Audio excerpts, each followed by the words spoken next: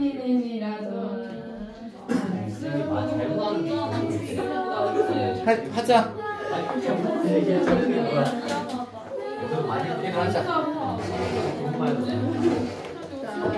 자, 니네가 싫어하는 도표를 먼저 할게. 이번에 도표가 6단원 그 사연동 뒤에 들어가는 부양비가 들어갈 거고, 그 다음에 또 하나가 원래 있잖아, 수업 하나도 안 하고 내는 도표가 있어. 니네 학교가 전통적으로. 그게 뭐냐면 그 불평등에 대한 도표야. 그게 어떤 건지 가르칠게. 그거 먼저 볼게. 니네 나중에 막 그저 집에 갈 때 하면 짜증나잖아. 자, 어디냐면 이게 그 20페이지에 20번 먼저 좀 볼게요. 이게 가장 기본형이야. 자, 표부터 봐줄게. 뭘 그려야 되는지. 연도가 두 개죠. 연도를 오른쪽에다가 해볼게요. T랑 T10. 자, 그 다음에 구하는 게 두 개예요. 성비하고 임금. 성비라는 건 남자, 여자 숫자죠? 오케이. 성비부터 갈게요. 성비, 남자, 여자. 그 다음에 임금, 남자, 여자. 표는 완성. 여기다 숫자만 메꾸면 돼. 숫자를 어떻게 메꾸나요? 거기 당구장 펴시보세요. 우선 성비는 기준이 남자가 I입니다. 누가 기준이에요? 여자. 그러면 여자가 100일 때 남자가 125라는 뜻이니까 그렇게 써줍시다. 여자가 100일 때 남자가 125. 다 된 거야. 자, 그 다음에 임금격차. 임금격차는 여러분 보니까 남자가 분모예요. 사회문화는 뭐든지 분모가 무조건 100입니다. 자, 분모가 남자면 남자가 100. 그 다음에 격차가 20이라는 얘기는 여자가 남자의 0.8. 격차가 20 난다는 건 20%가 차이 나는 거니까 여자가 80만 원 받는 뜻입니다. 됐어요. 자, 이제 이렇게 해놓고 주어진 조건 볼게요. T년에 비해 T10년에 남자 임금은 20% 증가, 남성 노동자는 20% 감소. 오케이. 여기서 이쪽으로 쓱 20% 감소시켜 볼게요. 뭐 나오니까? 잘 봐봐. 10%가 12.5야. 그럼 20%는 25 빼면 100. 그치? 맞잖아. 12.5가 10%니까 20%는 25, 125에서 20 빼면 100. 자, 성비 볼게요. T10년에 성비는 100입니다. 여러분, 성비가 100이라는 얘기는 남자랑 여자가 몇 대 몇? 그렇죠. 1대 1. 그럼 남자가 100명, 여자도 끝. 이렇게. 자, 이제 임금 보러 갈게. T에 비해 T10의 남성 평균 임금 20% 증가시킵시다. 여기서 20%를 증가시켜요. 그러면 100에 20은 20 더하면 120. 어렵지 않네요. 여러분, 격차가 10이래요. 격차가 10이면, 자, 격차가 10이면 120만 원에 10%면 얼마 받는 거예요? 10%가 적게 받는 거니까 마이너스 10%. 12 빼세요. 108.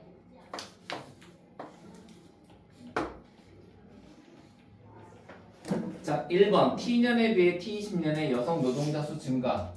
똑같은데요. 성별 임금 격차는 완화되지 않았다. 20%에서 10%면 완화된 거죠.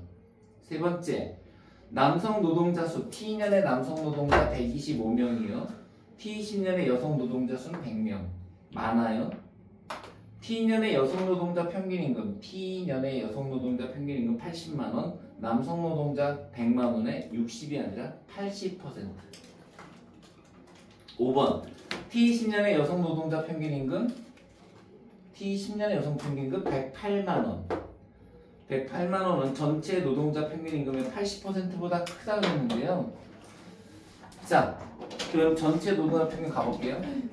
1대 1이죠. 여러분 보세요.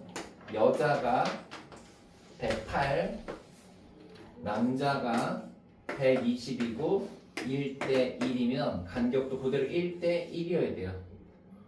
그럼 이 둘의 차이가 10이니까 이거 얼마가 돼야 돼요? 114가 돼야죠. 그러면 108은 114의 80%보다 계산하지 않더라도 당연히 크겠죠. 왜냐면 120의 10%가 10% 빠진 이거니까, 그렇지? 그래서 정답은 5번이 됩니다. 자, 요렇게 하는 게 하나 있고요. 그 다음에 또 하나 보러 갈게요, 여러분. 22페이지에 22번인데요. 22페이지 22번. 선생님, 근데 그럼 임금에서 T를 구할 때는 남자를 기준으로 먼저 생각을 하는 거예요? 아니 그렇게 하면 공식대로 가야 돼. 그 밑에 당구장 공식 보면 임금은 남자가 분모가 남자지. 네. 그러니까 남자를 100으로 놓은 거야. 무조건 분모가 100이야. 그 공식이 만약에 밑에가 여자면 여자를 100으로 놔야 돼. 근데 물론 그런 공식은 없지만 그래야 되는 거고, 성비는 거기 성비도 써 있잖아. 여성을 100으로 했을 때 남자. 그래서 성비는 여자가 100. 근데 외우는 게 아니야. 공식을 준다고. 무조건 분모가 100. 선생님 22번 똑같아요. 안 똑같은데요, 이거? 이거 안 똑같아요. 이거 볼게요.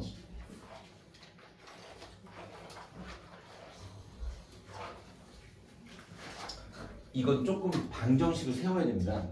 자, 일단 갑국과 을국이 있고요. 갑국과 을국.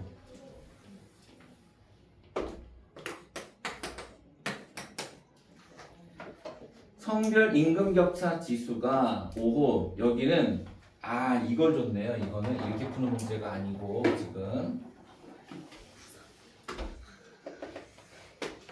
남자, 여자,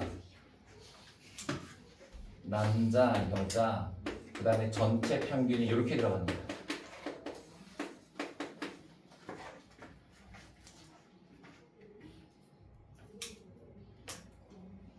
근데 조건을 뭘 주냐면 지금 갑국의 남자가 108달러, 을국의 남자가 110달러고 남자 대 여자는 1대 1이다. 그 말은 여러분 전체 평균은 딱 남자와 여자의 가운데 들어간다는 얘기야. 1대 1이니까. 그럼 왜요? 이거 뭐로 안 되는데 이거는? 저희 1대 1 봅시다. 보세요. 문과 애들 수학 점수가 50점, 이과 애들 수학 점수가 70점. 그런데 학교 평균이 60이면 문과라니까 몇 대 몇이에요? 1대 1. 평균이 딱 가운데 들어가면 문과니까 똑같다는 얘기 뜻이 숫자가. 그런데 문과가 50, 이과가 70인데 학교 평균이 55면 누가 많은 거예요? 문과가 많으니까 학교 평균이 문과 쪽으로 쏠렸죠. 근데 이게 몇 대 몇인지도 나와요. 얘하고 얘하고 15점 차이죠. 얘하고 얘하고 5점 차이죠. 즉 문과가 이과보다 훨씬 저 평균하고 가까워요. 문과가 이과보다 평균이 가까워요. 근데 문과 쪽이 5칸, 이과 쪽이 15칸이죠? 그럼 거꾸로요. 문과가 300, 이과가 100. 근데 이 문제는 지금 남자랑 여자가 1대 1이라고 했으니까 딱 가운데로 들어가야 됩니다.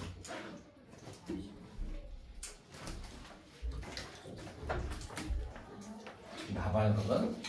이렇게 가는 거예요. 이 간격과 아니라 이 간격이 같아야 돼. 그런데 이게 몇 퍼센트라고 줬냐면 이게 총 40%. 그 무슨 말이냐면 전체 평균에서 20 플러스하면 남자, 전체 평균에서 20을 마이너스하면 여자인 거야. 근데 힌트가 되네. 뭐냐면 얘에서 얘 값을 알 수 있네. 지금 어떻게 해요? 여러분 이거 봐봐.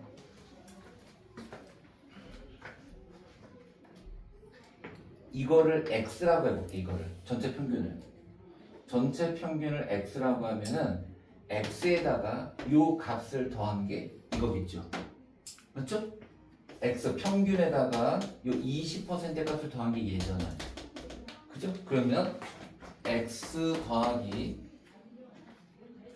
108. 자, 근데 108에 얼마를 더한 거지? 우리가 108에? 그러니까 요거 미안. 여기에다 20% 더한 게 이거잖아. 0.2x를 더한 게 108이어야 돼요.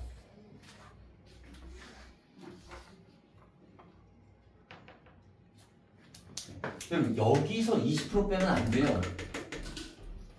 평균을 주고 이게 이런 거야.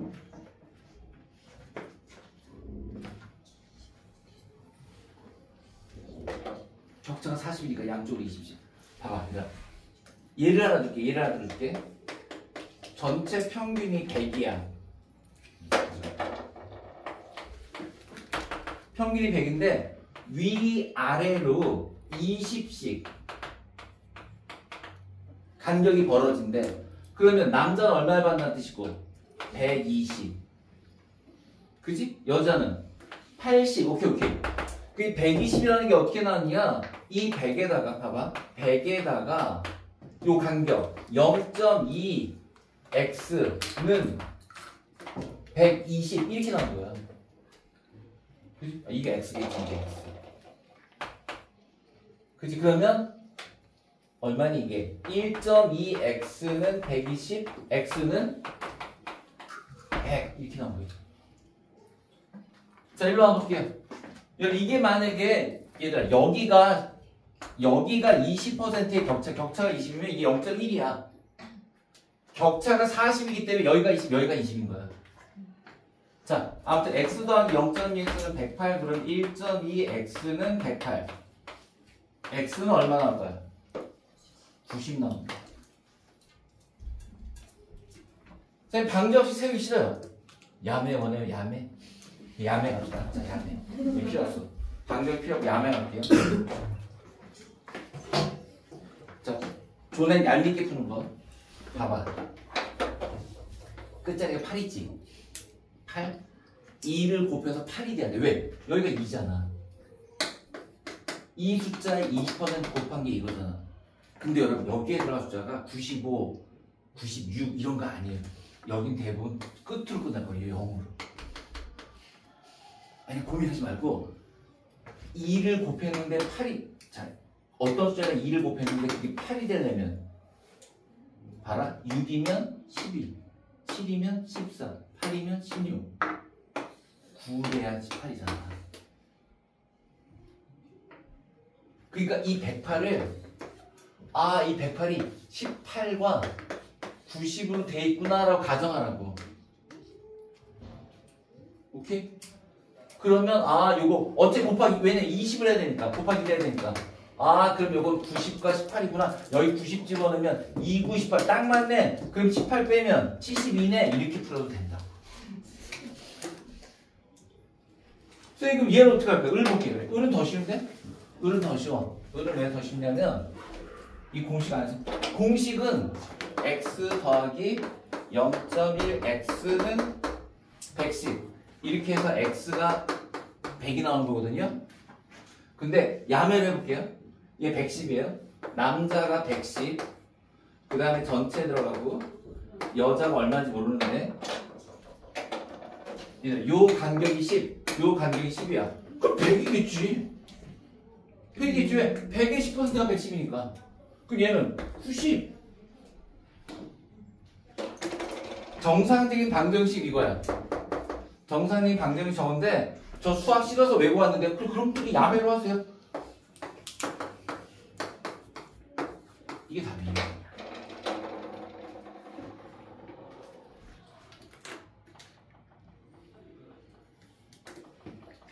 자, 기억. 여성 근로자 월평균 임금은 여자는 갑국이 72, 을국이 90. 따라서 을국이 많다. 맞아요. 각국에서 월평균 임금은 여기 있네. 월평균 임금. 여성 근로자가 남성 근로자의 3분의 2다. 자, 3분의 2. 108의 3분의 2가 72. 108, 3으로 쪼개면 36. 그러네. 36. 36에다 2 곱하면 72. 맞네요. 니은. 기억 니은이 답이네. 디귿. 전체 근로자 월평균 임금 대비 여성 근로자 월평균 임금은 무슨 말이냐면 90분의 72, 100분의 90. 누가 더 커요? 을국이 더 크죠? 그죠? 왜? 얘는 80%, 얘는 90%잖아요. 그 다음 남성 근로자 월평균 임금과 108만원과 여성 근로자 월평균 임금의 차이 108 빼기 72, 110 빼기 90 얘가 더 크죠. 정답은 1번. 됐지? 그래서 이거 나와 니네 항상 한 문제씩 내 이거를. 근데 이게 다만 이걸 즐겨하던 분이 있어. 이 문제를 즐겨하던 분. 석지혜 씨야. 근데 지금 그 석지혜 씨가 고인이 되셨잖아. 안 보이면 고인이지 뭐. 그래서 한민쌤이 이걸 낼지 안 낼지 모르겠지만 어쨌든 원래 전통적으로 이 문제를 냈었어요. 자, 이거 하나만 더 볼게. 요번에 이제 이걸 토대로 네가 풀어봐. 자, 요거는 이투수 모의고사인데 맨 마지막 25페이지에 10번 문제 한번 도전해 보세요.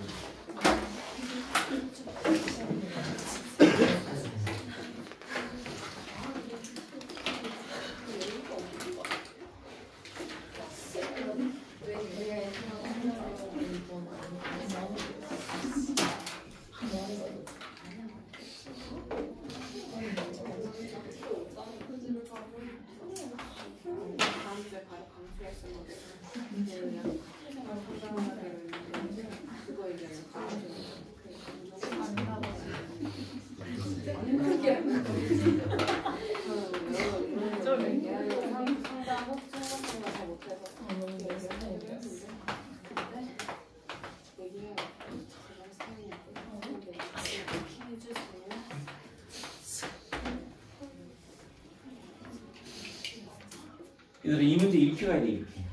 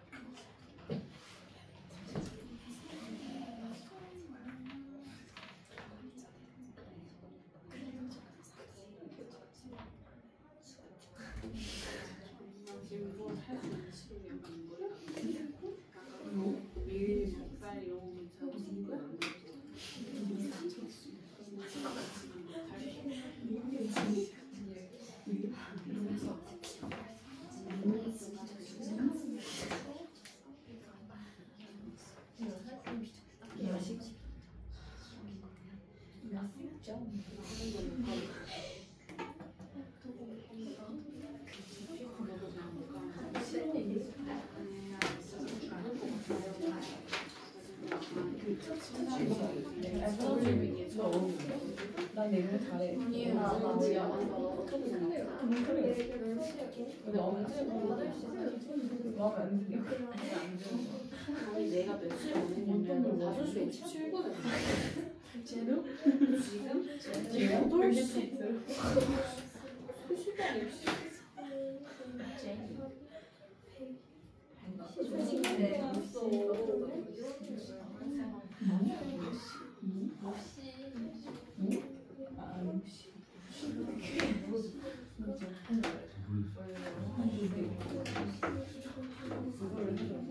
영화쌤이 자기가 지어준 이걸 헷갈려서 이걸 자 볼게. 풀어줄게 얘들아. 봐봐. 여기 봐봐. 이게 어떻게 써야 되는 거냐면 지금 정규직에서 남자가 80% 그러니까 남자 중에서 정규가 80, 비정규가 20이래요. 그 다음에 여자는 정규가 40, 자 정규가 40, 비정규 60 이렇게 작게 써요. 왜 작게 써야 되냐면 성비 때문에 그래요. 성비. 지금 그게 뭐냐면 유형별 성비라는 게 있잖아. 유형별 성비.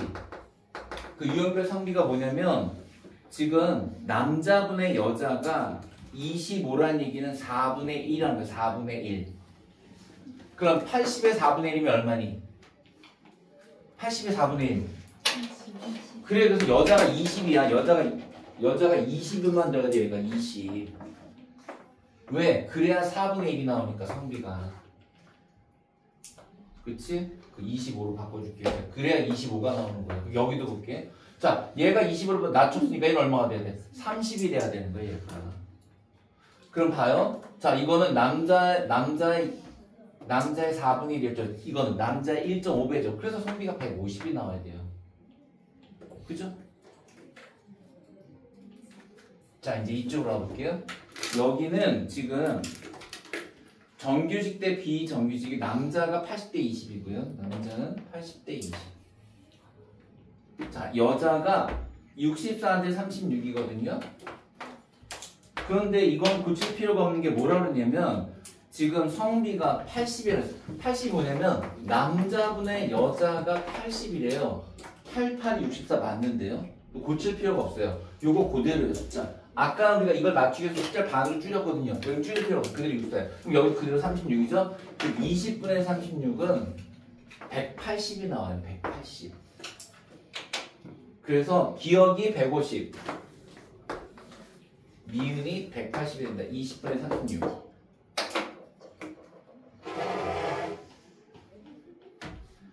자, 그래서 기억 틀렸고요. 니은 T년의 남성 정규직 근로자. T년의 남성 정규직 80명이요.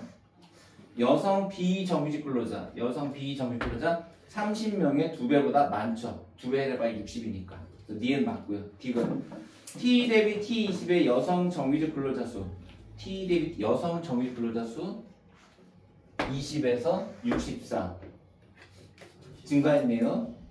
그 다음 여성 비정규직 30에서 36 증가했죠. 그 다음 리을 T 대비 T20의 전체 정규직 근로자 중 남성 정규직 근로자가 차지하는 비율을 그랬습니다. 자, 전체 정규직 100명 중에 80%. 근데 100 얼마니? 이게 144 중에 80 줄어들었죠. 그죠? 그 정답이 5번 EDD인 그런 문제입니다. 형태가 또 있네. 없어요, 여러분. 지금 우리가 배운 딱 세 가지밖에 없어요. 이 정규직, 비정규직. 그러니까 요 세 가지만 일단 보험에 대비해서 열심히 해두시고, 아까도 말씀드렸지만 이 문제는 절대 수업 시간에 안 해요. 안 하고 내는 문제 이거. 반칙이에요. 뭐 늘 그랬어. 니네 지금 뭐 10년 전째 계속 그러고 있어. 수업 시간에 안 하고 내는 거야 이거. 자, 이제 나무 문제를 쭉 보자. 나무 문제 쭉 올라가서 설명 안 하면 또 설명이 좀 드릴게요. 자, 이제 14페이지로 와볼게요. 14페이지 개인과 사회의 관계를 바라보는 관점.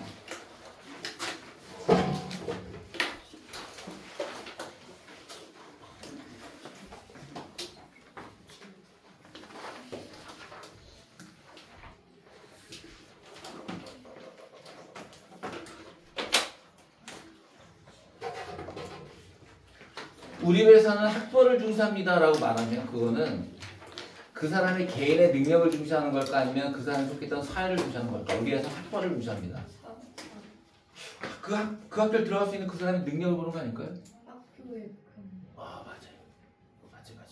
지금 학교를 중시하는 거야. 그래서 우리가 그래도 우리나라에서 그래도 하버드 나왔다면 와 막 이러잖아, 그지? 근데 요새 베스트셀러가 있다. 공부의 배신. 부제가 뭐냐면 공부의 부제가 왜 하버드를 간 사람들은 바보가 되는가? 증거가 나오고 있잖아 지금 이 준스톤이란 바보잖아. 하버드 나온 바보. 그지? 그리고 서울대를 나오면 쿠데타를 일으키고. 그지? 자, 이준석 하버드 나왔어. 그 얼마 전까지 국무총리 하셨던 저 한덕수 씨도 하버드야. 자, 그러면 우리는 왜 하버드나 서울대를 중시하는가? 하버드나 서울대를 간 그 사람의 능력을 중시하는 게 아니라 예를 들면 한덕수가 하버드를 안 나오고 케임브리지나 한국의 서울대학교를 나왔으면 달라졌을 거라고 보는 거죠. 그지? 그런 거야. 그러니까 영국에서 옥스퍼드, 케임브리지가 둘 다 좋은 학교인데 옥스퍼드를 나와야지만 출세하는 게 케임브리지는 약간 좀 연세대 느낌이라서 리더십보다는 좀 리버럴하고 옥스퍼드가 정통이거든. 그런 거야. 그러니까 옥스퍼드 나온 사람을 중시하는 게 그 옥스퍼드의 그런 전통적인 그런 걸 중시하는 거야. 그런 게 실제론이야. 일본에서는 동경대를 몇 수 안에 가면 잘 갔다 그럴까? 도다이. 일본의 도다이는 5수. 5수 안에만 가면 괜찮네. 성공했나가 되는 게 왜냐하면 도다이를 나와야 공무원이 돼도 고위공무원이 되고 게이오 대학 같은 거 나오면 그지가 되는 거예요. 무조건 도다이를 나와야 돼요. 지금 내가 얘기하는 게 다 뭐예요? 실제론이에요. 실제로 봅시다. 전제. 사안에 실제로 존재하면 그래서 그러니까 이 이름을 기억해. 이원성. 얘가 광주 동성중학교, 광주 동성고등학교 나오는데 동성중학교 다닐 때 전교 꼴등이었어. 전교 꼴등이고 왕따였어. 아무도 안 놀아주니까 혼자서. 근데 집에서도 내 엄마 아빠가 대단해. 전교 꼴등인데 격려해. 새끼 건강해 이렇게. 애가 맨날 공부 안 하다가 너무 심심해서 공부를 시작해. 중학교 2학년 때. 그러다가 재밌어졌어 공부가. 그래서 막 전교 1등을 붙들고 늘어져. 그래갖고 그때부터 공부하기 시작해서 중학교 3 졸업할 때는 전교 15등까지 가. 그리고 광주 동성고등학교 가가지고 일하는 때 1등 차지하고 나서 쭉 1등인데 수학이 너무너무 좋아가지고 고등학교 2학년 때부터 도다이 동경대학교 수학 문제를 갖다 풀기 시작해. 일본어 몰라도 수학 문제 푸니까. 그러다가 나 동경대 문제 다 풀 수 있는데 동경대 갈까라고 심심해서 동경대를 넣었다가 합격합니다. 한 방에. 동경대 합격하고 동경대 물리학과 합격하고 서울대 의대 합격했어요. 어딜 갔을까요? 그치. 근데 사실 올바른 선택은 아니지. 동경대 물리학과 진짜 거의 세계적인 건데. 근데 아무튼 동경대 물리학과를 버리고 서울대학교 의대를 가서 지금은 핵 뭐 무슨 의료 뭐 아무튼 그 권위자가 돼 있어요 지금. 여러분들도 안 늦었어요 지금? 예. 동경대 가서 도다이 갈 수 있어요? 도다이 갈 수 있어요. 자, 실제로 보자.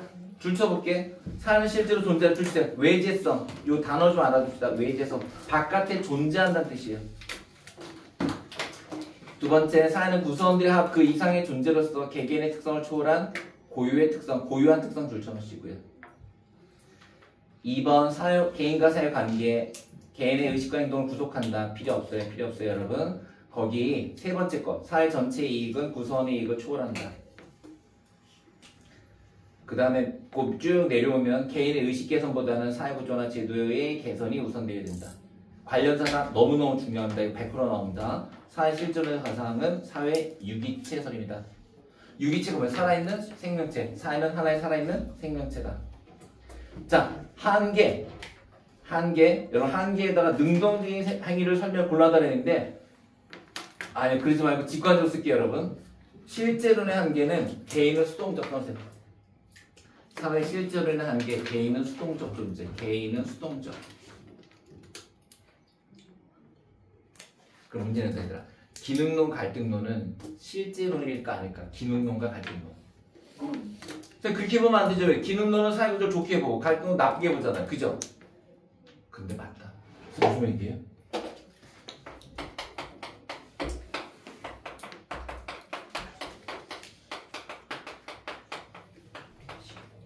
따라서 거시는 뭐가 돼요? 실제론이 돼요. 왜냐하면 기능론이 됐건 갈등론이 됐건 둘 다 개인을 수동적으로 보기 때문에 거시서까지 모두 실제론이에요. 이런 거있다. 수능이 제대로 된 제도냐 아니냐 막 투덜대는 했어. 수능은 부자들만을 위한 제도라서 썩었다. 그럼 갈등론. 수능을 통해서 좋은 인재가 열심히 노력하는 애가 좋은 대학 간다. 기능론. 하지만 기능이 됐건 갈등이 됐건 둘 다 수능을 봐야 돼 안 봐야 돼? 봐야 돼. 개인은 반드시 수능을 봐야 돼. 그러면 그거는 수동적 관점 실전론이 돼. 자, 다음 페이지 명목론 볼게요. 선생님 저희 이거 이번에 시험범위 또 들어가는 거예요? 네 들어갔었니? 지난번에? 하신다 했어요. 그래? 현민쌤이 또 한다고 네? 그 나오던데요 프린트. 그렇게 딱 일탈을 끊어서 이게 단원이 겹치잖아. 요 단원이. 일탈부터 하시기는 했어요.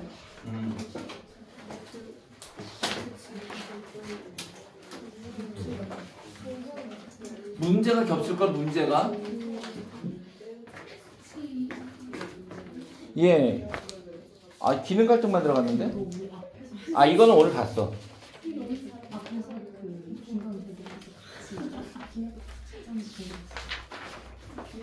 그럼 빼자. 이거 어차피 공부했던 거지? 빼자. 사회 구조는요? 사회 구조도 옛날 지각 암변 지난번 시험 범위.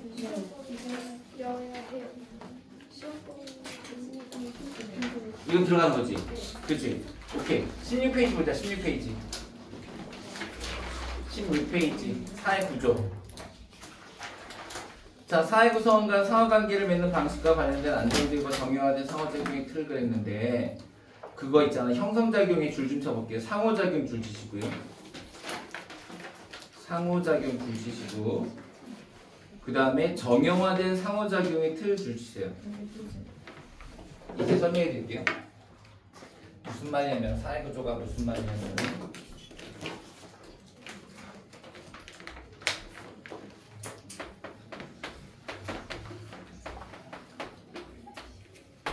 여러분들이 작년이나 재작년에 현민쌤을 봤으면 그냥 임신한 아줌마였겠죠? 그죠? 그랬겠지? 현민쌤이 아기가 이제 막 낳으신 거 아니야? 아니야? 출산이가 갔다 오신 거 아니야?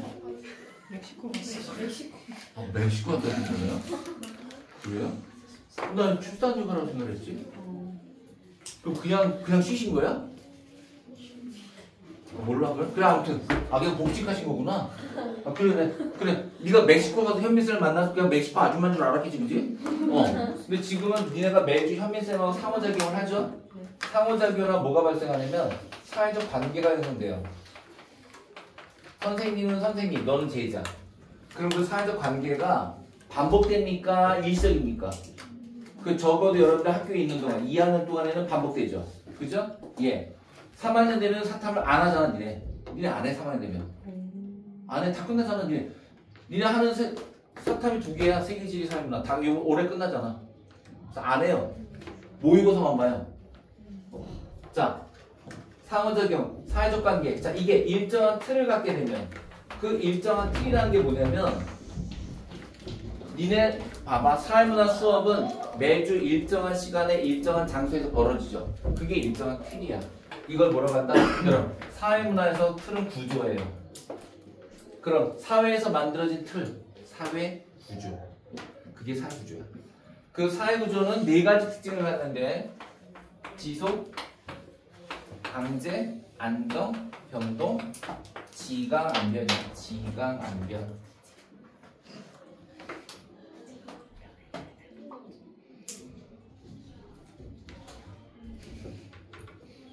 무슨 뭐 뿌듯하게 웃고 있어. 뿌듯하게 웃고 있어. 들으면 녹는다고? 아이고 들어보고. 그래서 20페이지 봐봐. 20페이지. 20페이지.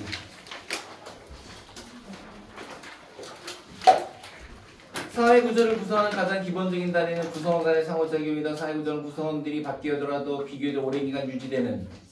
그렇지. 지속성을 특징으로 한다. 이는 상호작용이 반복되며 형성된 사회적 관계를 바탕으로 개개인의 의지와 상관없이 그들이 바탕으로 좀 이러한 사회구조의 특징을 일정한 역할을 수행하도록 하는 힘이 있대. 강요한대. 강제성. 이게 정답이 2번. 자, 갈김이 문제 하나 볼게요, 여러분. 자, 19페이지에 14번 해보세요. 19페이지 14번 갈기.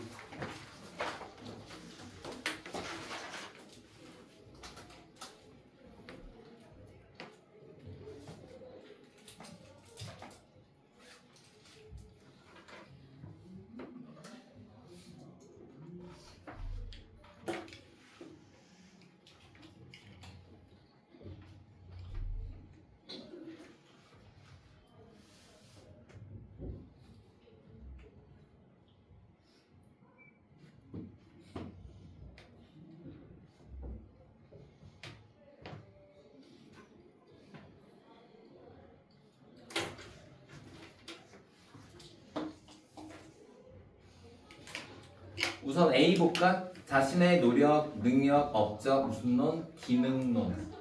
그 다음에 권력, 재산, 가정 배경은 갈등론. 그럼 가는 기능, 나가, 공통, 다가 갈등. 기여. 불평등 현상이 인재를 적재적소에 배치하는데 기여한다가 기능이야. 기여한다가. 근데 이게 뭐라 그러지? 기여하지 않는다. 틀렸지? 선생님, 불평등 인재를 적재적소에 배치하는데 기여한다는 말이 뭔가요? 이걸 보세요. 우리나라 K리그에서 손흥민이한테 월급 200만 원 주면 올까요? 지금 주급을 3억을 받잖아요. 월급이 12억을 받아요. 12억 받는 애한테 200만 원 주면 안 오죠. 그 말이 무슨 말이냐면 손흥민이는 그만한 돈을 받을 자격이 있죠. 그러면 불평등 현상, 즉 그런 프리미어 리그에서 걔한테 그렇게 돈을 주는 거는 그 인재를 그 정도 자리에 놓게 하기 위한 장치다 이거예요. 그러니까 그 말은 손흥민이 그렇게 받는 게 당연하다라는 기능론이에요. 자, 니은 불평등 현상은 불가피하다. 무슨 론? 이거 공통점 아닐까? 얘들아, 공통점은 보편적이다가 공통점이야. 다시 불평등 현상이 보편적이다라는 건 공통점.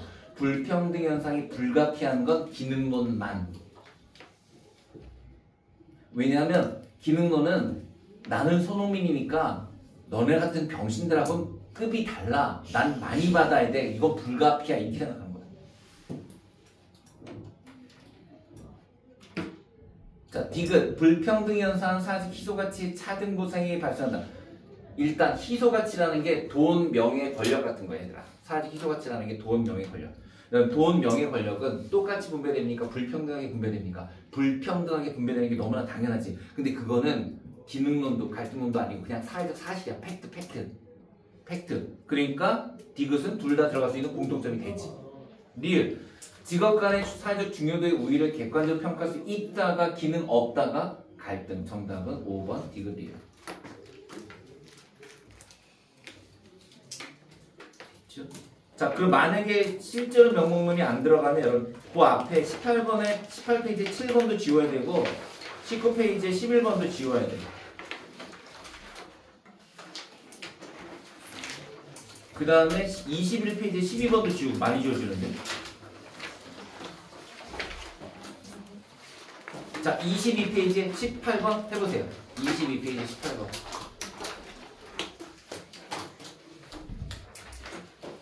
점수 잘 따져서 하셔야 돼요. 점수 잘 따져서.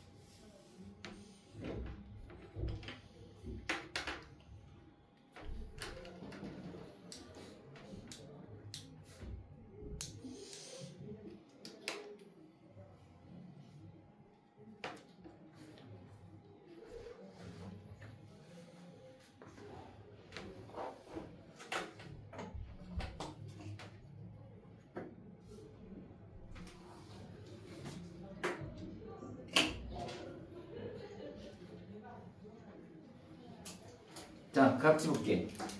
지금 두 번째 걸 볼까? 빵점짜리를 먼저 봤어야 돼. 빵점짜리. 빵점짜리를 봤더니 지금 B를 기능론이라고 B를 갈등이라고 했다가 빵점을 받았으니까 B가 기능이 되고요. A가 갈등으로 바뀌어요. 그죠? 오케이. 그러면 기억 A가 갈등이니까 갈등론은 집단 간 이익의 충돌 필연적 정답. 기억 들어가야 돼요. 니은 기능론은 구조의 변형, 구조의 변형 갈등론 탈락. 디귿 가에는 이런 가는 맞는 답이 들어가야 되고요. 갈등론의 특징이 들어가야 됩니다. 불평등 현상의 해결 방안으로 적응 노력을 강조하는 건 기능론이기 때문에 들어갈 수가 없어요. 탈락. 리을 나는 공통점이 들어가야 되는데 불평등은 보편적인 현상이고 그건 좋은데 불가피하다는 뭐라 그랬어요? 기능론만. 따라서 공통점이 안 되기 때문에 들어갈 수가 없어요. 들어갈 수 없다가 맞아요. 그래서 정답이 기억과 리을입니다. 자, 이제 오늘 수업의 마지막 1탈 공부하고 1탈 설명하고 잠깐 쉬었다가 문제 풀고 집에 갑시다. 자, 17페이지 1탈 와요.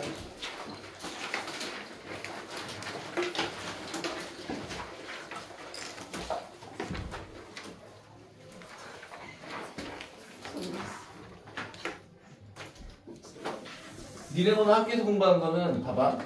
역사가 이렇게 발전한다고 보는 게 진화론. 이렇게 발전한다고 보는 게 순환론이에요. 그런데 수능에 있잖아. 이런 게 나온 적 있어. 이거 뭔가 봐봐. 수능에 뭐가 나냐면 유권자들이 선호하는 한국하고 상관없는 얘기예요. 유권자들이 선호하는 엘리트는 순환한다. 그래서 원래 사자 같은 엘리트가 집권하고 나면 그 다음에는 사자의 힘에 질린 국민들이 여우를 뽑는다. 여우에 꽤 질린 유권자들은 다음엔 다시 사자를 뽑는다. 이게 반복된다는 거야. 이거 진화론이 순환론이니. 이거를 엘리트 순환론이라고 해요. 엘리트 순환론.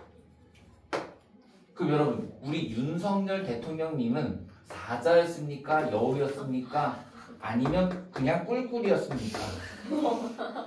그냥 꿀꿀이는 아니었겠죠, 그죠? 사자였겠지. 그러면 이번에 누가 돼야 돼요?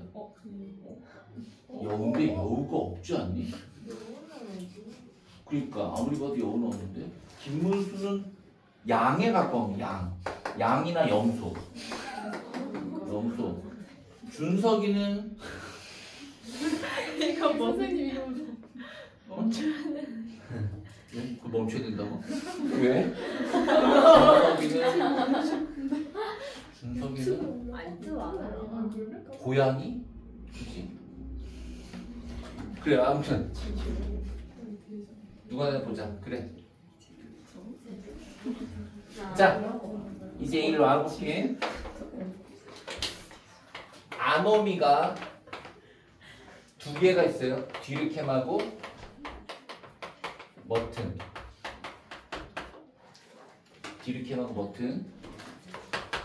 뒤르켐의 전제 뭐예요? 뒤르켐의 전제. 사회가 어떤 때? 급변할 때. 뭐가 발생한다? 무규범, 이중규범. 이게 뒤르켐이고 목표와 수단의 괴리에서 일탈이 발생한다는 게 머튼이에요. 문제 냅니다. 저 두 사람 중에서 여러분 현대적 아노미는 뒤르켐일까요? 머튼일까요? 머튼이에요. 왜냐하면 뒤르켐은 저 이론을 언제 만들어낸 거냐면 농업사회에서 산업사회로 바뀔 때 얘기해요. 롱 타임 어고요. 진짜. 아니 요새 사회가 급변할 일이 뭐가 있습니까? 그때를 얘기한 거예요. 농업사회에서 산업사회로 바뀌면서 즉 내가 농부에서 노동자로 바뀌면서 가치관의 혼란을 겪을 때 일탈이 생긴다는 이론이야. 그 이걸 전통적 아노미라고 하고 이거를 현대적 아노미라고 하거든요. 또 하나 중요한 거 머튼은 반드시 이 앞에 두 개씩이 붙어요. 이 앞에 뭐가 붙을까? 문화적 목표. 요거는 제도화된 수단.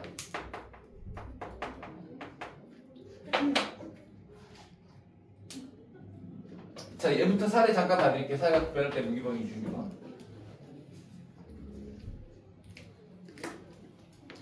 만약에 내일 지구에 멸망이 왔어. 코로나가 다시 와가지고 다 죽었어. 씨. 다 죽었어. 학교에 갔는데 니네 반에 3명 앉아있어. 야, 딴 애들은 다 죽었어. 이래. 저 학교에 갔는데 선생님들도 아무도 없어. 교장도 없고 선생님도 없고 다 죽었어. 아, 교감 그래 오케이 교감만 있어. 교감 없었으면 좋겠다고.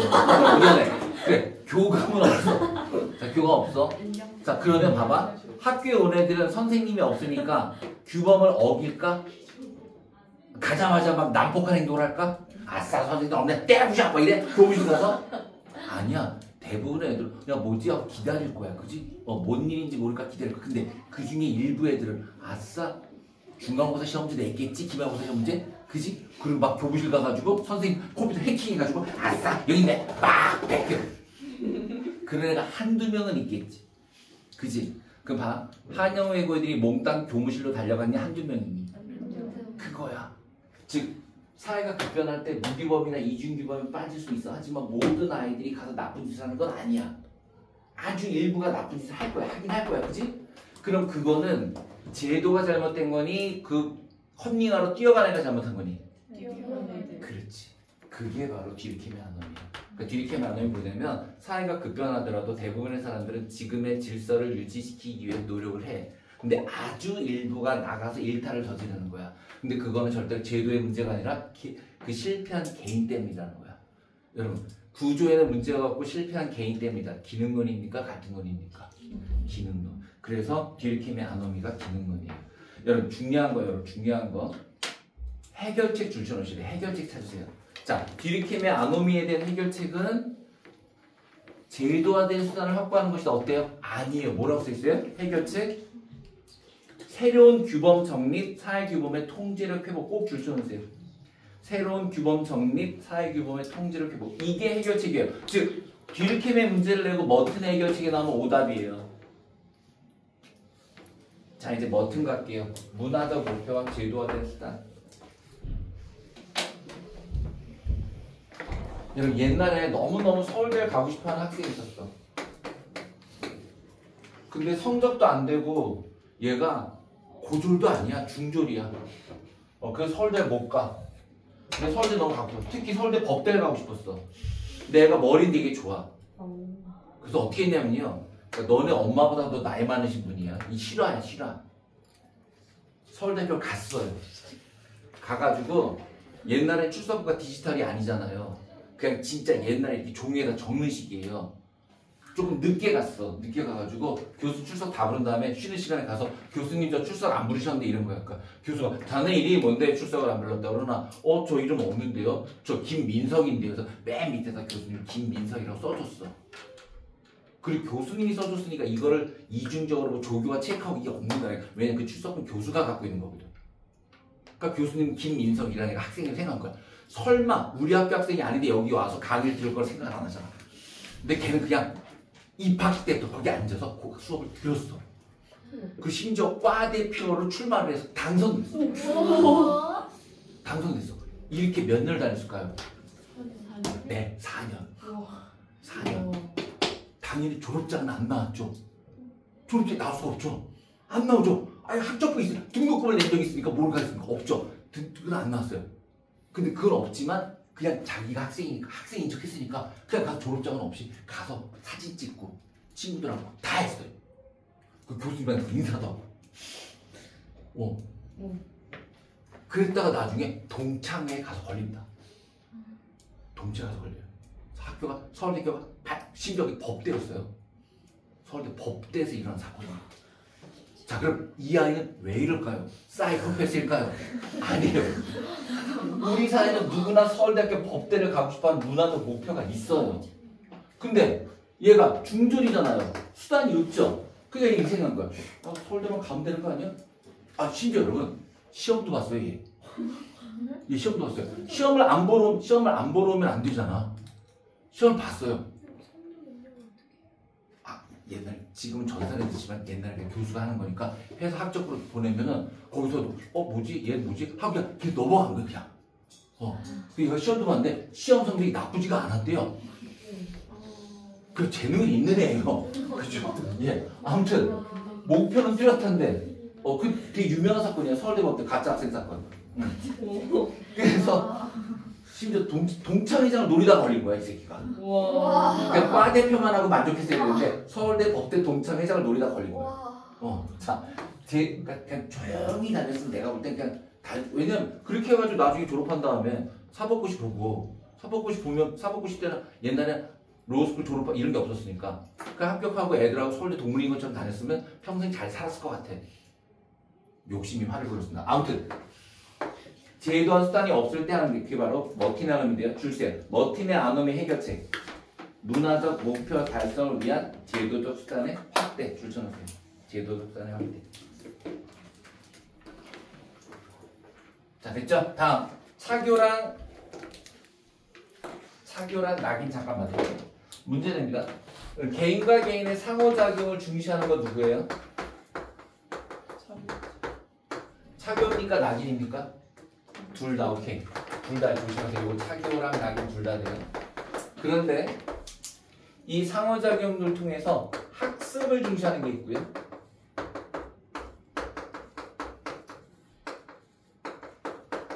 부정적 시선을 내면하는 걸 중시하는 게 있고요.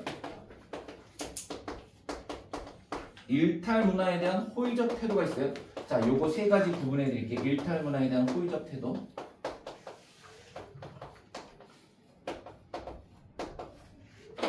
우선 여러분 학습을 중시하면 그렇죠. 이건 차기로 바뀌어요.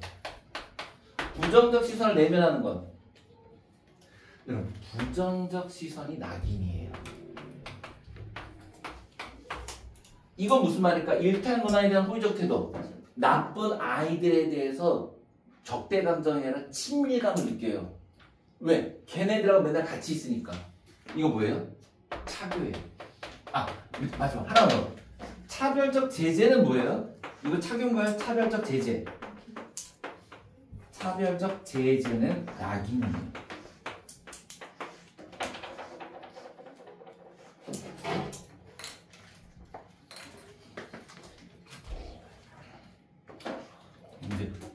진짜 하나만. 자, 1차 일탈이 벌어집니다. 선생님이 차별적으로 제지합니다.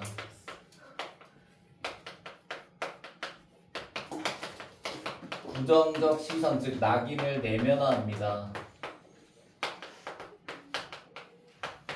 2차 일탈 벌어집니다.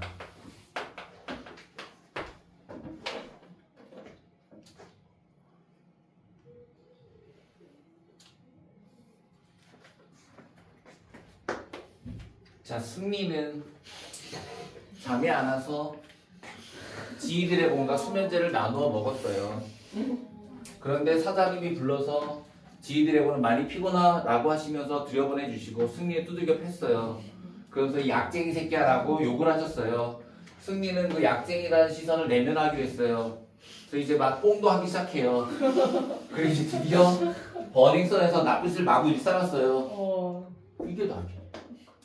그럼 차별제재란 뭐예요? 사장님이 승리는 약쟁이 새끼라고 하고 약쟁이 새끼 약세. 지휘드래곤은 피곤하구나 라면서 들여보내셨어요. 이게 차별제재. 여러분 봐봐.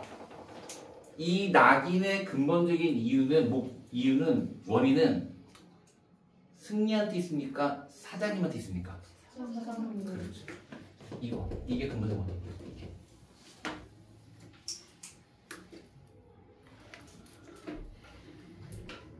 지금 시각 18분. 어차피 우리가 45분이면 끝나니까 45, 50 끝나니까 7분, 25분에 시작할게요. 25분. 그래 화장실 빨리 갔다 와.